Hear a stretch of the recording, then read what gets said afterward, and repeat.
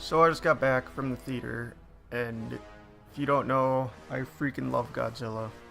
It's just so dumb and awesome, and I love it. So I went to go see Godzilla King of the Monsters. Sorry, I'm shuffling some stuff, because I don't know what to do and I'm sitting here awkwardly talking. But I went to see it with no expectations of it being good, and it was actually pretty good. There's a lot of stuff that surprised me, because I try not to watch anything, like not even trailers or anything, when it comes to new movies. So I did not know of anything and was surprised by pretty much everything. Of course, if you didn't see it in this title, if I forgot, there's going to be spoilers like crazy in this because I don't care. Don't click this if you don't want spoilers, but yeah, it was good, and I have a few nitpicks, being like a Godzilla purist and all, but otherwise they did pretty good. Overall thoughts. So the plot revolves around this group of people trying to revive all the monsters, and they never really get into who they are, just some weird eco-terrorists or something. And I have my own theories about who they are. I'll get into like after the end, that the post-credit scene kind of gets into, which there is one after like the normal credits, not just the weird crazy credits. But yeah, so I got notes too, because I'm doing this like all professionally and stuff, so take that. But otherwise the main plot is just like Ghidorah exists and is the alpha predator, and then Godzilla wants to also be the alpha predator, so it's big dumb movie monster stuff, which is good. And then there's some other monsters that are kind of involved. I'll kind of go over all of them. One of the things that I had a gripe about for the evil group of eco-terrorists, so they're not very good at keeping hostages apparently. Like there's one scene where the girl just grabs the thing that like the movie revolves around and then just leaves, and nobody's watching her or anything. Like they start off murdering entire groups of people over and over, and then can't even like keep track of one kid. So I thought that was kind of weird. But whatever, I guess they just wrote out of ideas. And then there's really only 3 human characters that I need to worry about besides Ken Watanabe's character, who is the ultimate hero and is actually named after the main character of the first Godzilla movie. So there's one Easter egg, and there's tons of Easter eggs. I noticed a bunch, but there's at times stuff moving so fast that you can't even read all of it. So the mainest character, I guess, besides Millie Bobby Brown's character, her mother is named Emma, and she is probably the worst human in the entire movie. To the point where she has like the stupidest idea but goes with it anyways. Literally, there's a scene where they're like, everything is fine, you're saved, we have snipers on the bad guys, and she's just like the dumbest thing in the world. They kind of explain it, but then it's like, you're stupid, you're supposed to be a scientist. And it's really confusing with the whole evil organization and whether she's with them or against them, and then working for them, and then it's like, wait, that's not a good idea, and then against them. Her character sucks. It's really bad. And then the main hero guy, who I didn't even catch his name because he's generic main hero guy doing main hero guy things. Yeah, it is fine, I guess. It's a Godzilla movie, so you don't really expect anything too deep. And then Millie Bobby Brown character. Wait, what do I have written down here? Oh yeah, Madison. It's just the same character in every one of her shows and movies. So, yeah. She's also just kind of there to appeal to get a kid involved, I guess. I don't know. She's like the hero, kind of, as far as Godzilla. And luckily they didn't go too stupid with it, with her being like the monster hero, which is kind of the vibe they're giving off in the trailers. But luckily none of that stuff happens.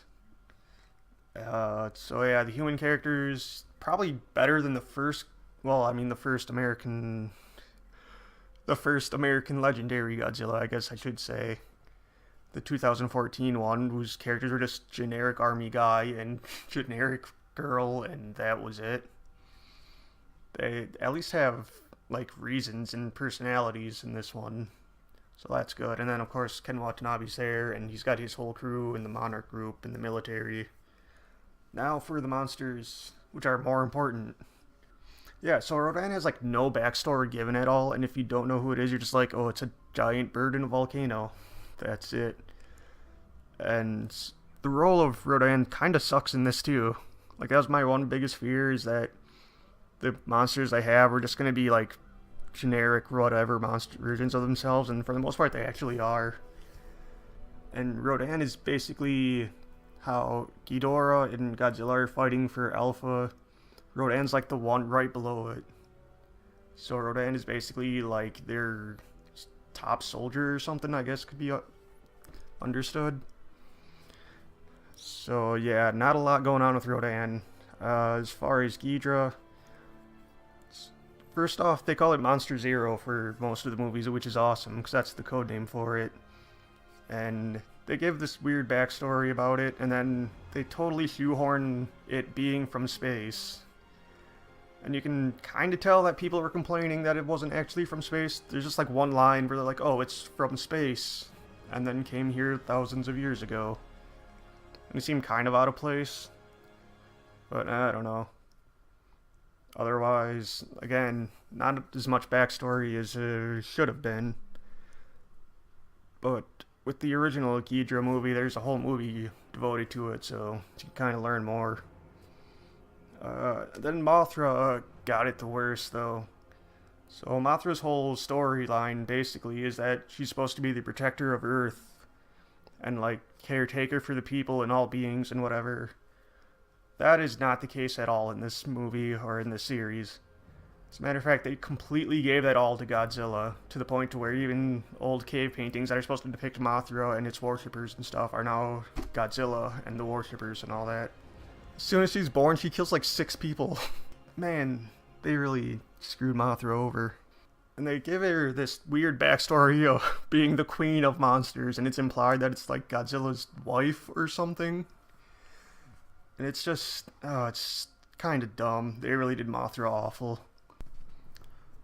The good thing about Mothra in this, though, is that she looks amazing. She's got really flappy wings. Besides the body still looks like gross bug and doesn't look cool at all. And you never really get a good look at the wings at all, but otherwise they look really big and floppy and good. And they brought the theme song back, and they teased it, which is great. And about the twins not being in it. That was one thing that was crucial to me, because that's like a huge part of the story. And they're not in there directly, but they tease it a lot. So there's a scene where one of the scientists for Monarch is talking to somebody. But anyway, she says something about how, like, he's third generation in this company, and goes through like family photos and shows pictures of twins, and then I guess it's revealed later, I didn't catch it in the movie, but I guess it's revealed later that she also has a twin sister. So I think that's supposed to be the homage to the twins. I don't know, they did something completely different with her, which kind of sucks. Probably one of the things that I didn't like the most, besides the whole evil group being like cartoony bad guy villains and not serious at all.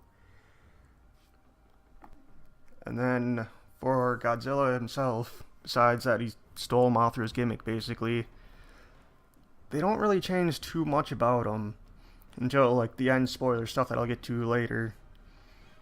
Yeah, it's Godzilla. He's still like the weird hero Godzilla that the US one is. Basically the main like crux of the plot is that eventually Ghidra gets the win and becomes the alpha predator and controls all the other monsters. I should probably say there's other monsters too, but none of them really matter. They don't even get names or anything. They're just there to be like, you know, world's coming to an end monsters, and whoever the alpha monster is controls the rest. So Godzilla accidentally dies due to the oxygen destroyer, which I was super happy they made it in there. It's the original thing that killed Godzilla in the first 1954 Godzilla. And then, of course, Ghidra comes back, and so he controls all the monsters and is destroying the planet and blah blah blah.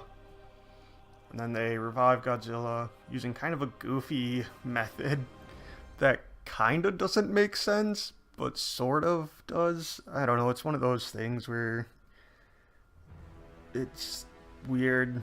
It's one of those Godzilla things that you just can't think about. Like, for instance, his atomic breath blasting atomic radiation should mean that if you're anywhere near it, you're basically dead. Like, it doesn't even have to hit you, but nah, they're fine. It's a weird thing like that. So, to get into the big spoilers now, basically the final battle is after Godzilla is killed due to the oxygen destroyer, and all the monsters start attacking. They blow up a nuke in front of Godzilla so he can eat it, I guess. And then that, like, overcharges him to become, like, the big red evil, well, not evil, but like the big red, almost explosive Godzilla that's kind of like in Godzilla vs. Destroya. And apparently it's fine that he's overheating, because he just fights and then becomes like a giant bomb and kills Ghidorah. While in the fight, Rodan comes in to help Ghidorah, and then Mothra appears to fight him and basically sacrifices itself to stop Rodan. So yeah, Mothra ends up dying, but that's fine. Mothra dies in every Godzilla movie she's in. And as a matter of fact, during the end credits, they show like tons of like articles and newspapers and online sites with news, and one of them says something about a new egg appearing, so I'm sure that'll be Mothra in the next one. So that's usually how it goes, is either a new egg or a new cocoon discovered. But otherwise, overall on the plot, like, it was fine. It's just an excuse to get a bunch of giant monsters, and really that's all you need. Humans don't do a whole lot, but that's fine. They're not as dumb as in the 2014 one. Yeah, I thought it was pretty good. It's just an easy, generic plot that you can get to. And then at the end, I forgot to mention this in spoilers, but at the end, Godzilla wins, obviously, and then all the monsters come by and, like, bow to him, including Rodan.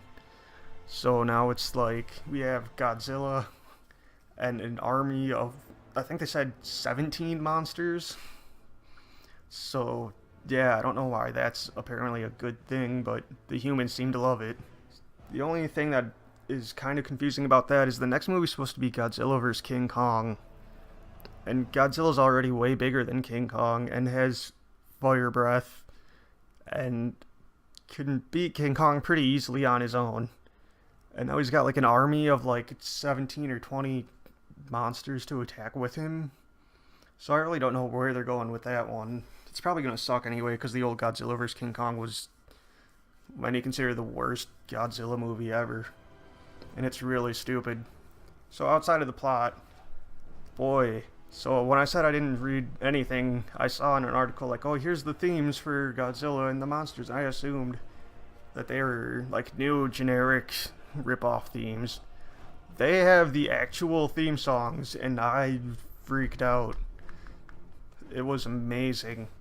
I don't know, it might just be because I was in the theater with it like really thumping, but holy crap, it was awesome. And they tease Mothra's theme a little bit, but they never actually play it.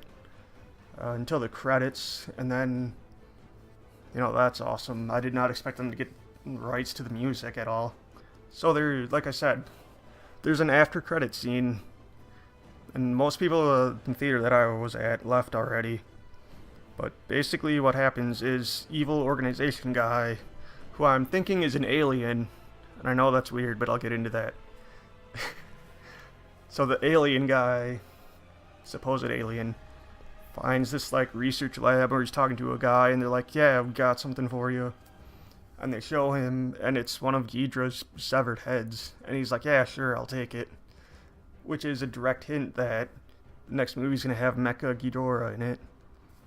Which is kind of awesome, because Mecha Ghidorah's cool, but he's not in any good movies. Like, the Godzilla 1985 movie is so boring. It's ridiculous, and it's like weird time travel, and it makes no sense, and it's really dumb. Other than that, overall thoughts, yeah, that movie was actually way better than I thought.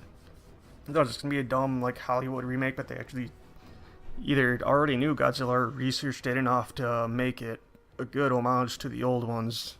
There's a lot of stuff that I'm sure I missed, because there's a lot where there's like a screen, and there's tons of names, and the end credit scene flies like info at you like crazy. So I'm sure if you skim through that, there's probably way more references to stuff and hints at new things. And they do mention King Kong a lot in it, and Skull Island, Which, yeah, like I said, the next one's gonna be a new Godzilla vs. King Kong, and that's gonna be ass.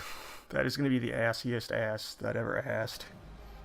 Yeah, so the only things that I really didn't like about it were like the evil group. Like they bounce back and forth from being like actually bad to like cartoony teenage kids movie bad, where they're like murdering an entire group of scientists in one scene, and then can't find out like they have these two girls as hostages and nobody's guarding them to the point to where they're just walking around the base. And like I said, one literally grabs like the main like device that's like the plot point and just leaves, just walks out of a gate, and that's it. And of course, since it's gonna be a conversation piece if they fought between like this new Godzilla overpowered versus Shin Godzilla, I think Shin Godzilla would still win.